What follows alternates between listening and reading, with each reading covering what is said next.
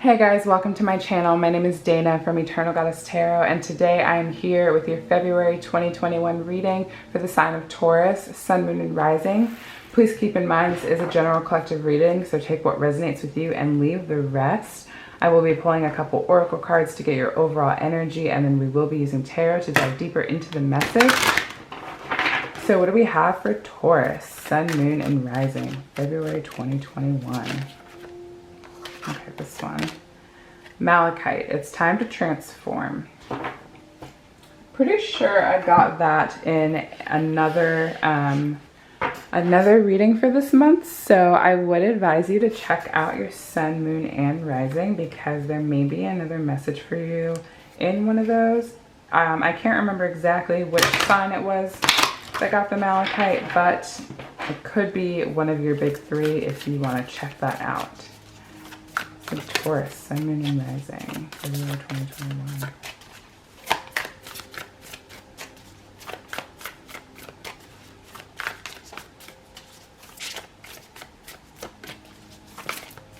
Taurus, Sun, Moon, and Rising, February 2021. What is the message for Taurus?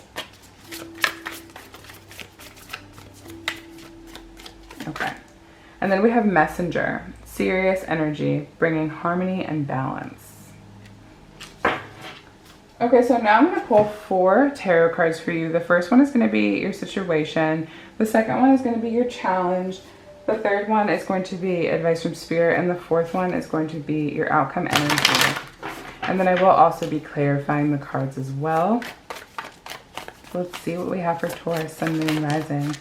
Okay, so your first card here is the 10 of Wands in reverse.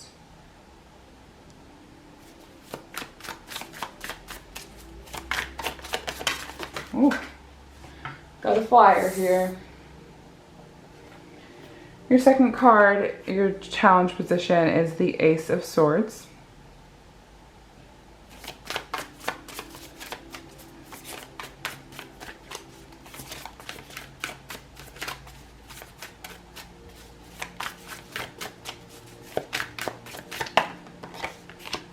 Okay, in your advice position, we have the High Priestess. And your outcome energy, we have the 8 of Pentacles. Now I will clarify these and then we will get into the message for you.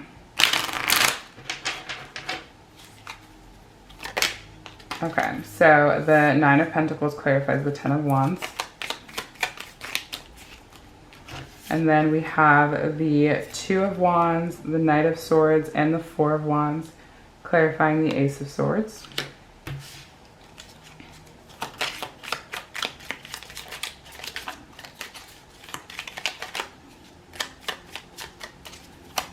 Taurus, Sun, Moon, and Rising. Advice, clarify the High Priestess, please. Okay, so clarifying the High Priestess, we have the 6 of Swords.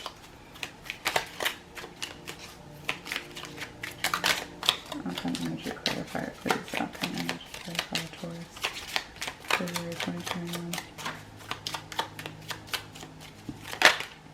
And finally, clarifying the 8 of Pentacles, we have the 7 of Pentacles and the Page of Cups.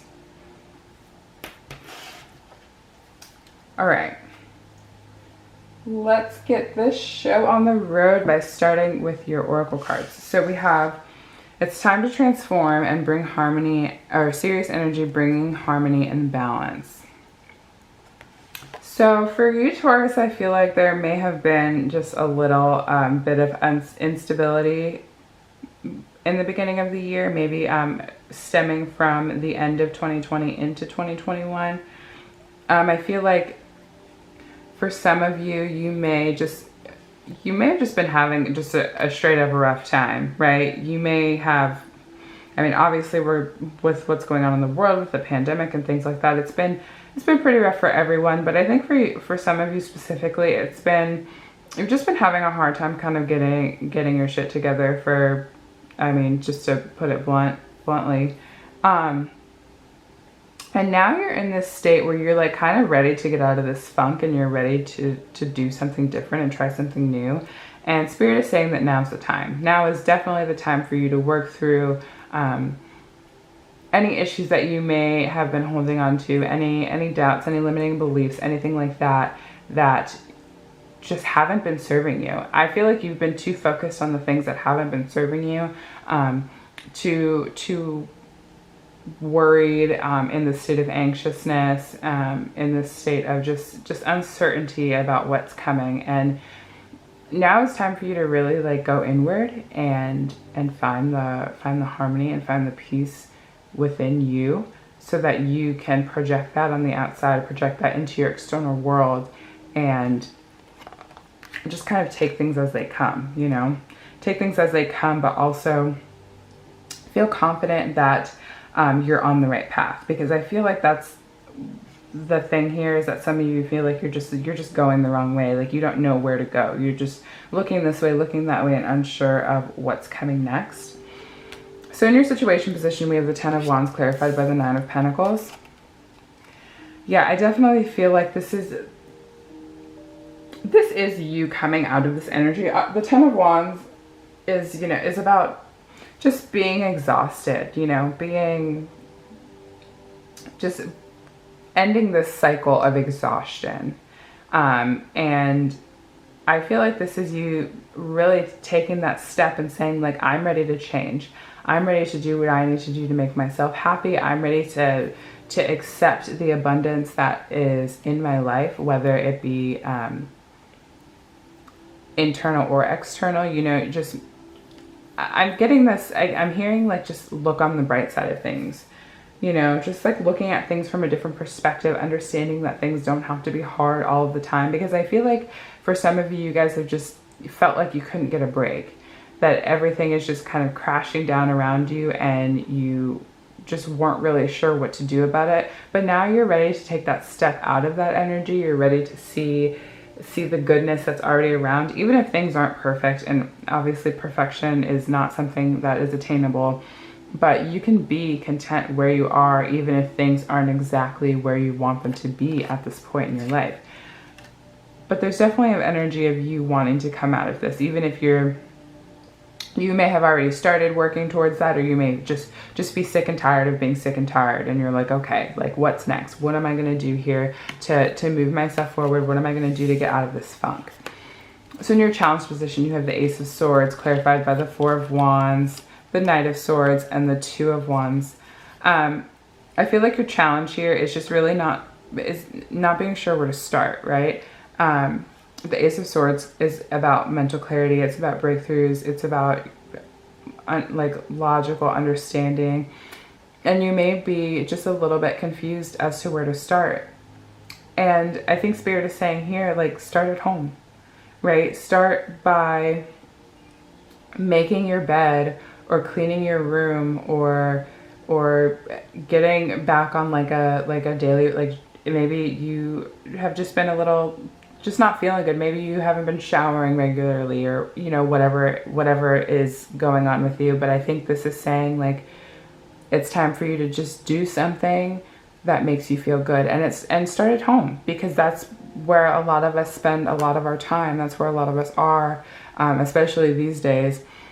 You know, make a nice meal, clean your room, like I said, make your bed, just do something that kind of gets you into this momentum of like seeing the brighter things, right? You know, blast some music and dance around the living room, or just do something in the space that you are most comfortable in. It doesn't have to be your home.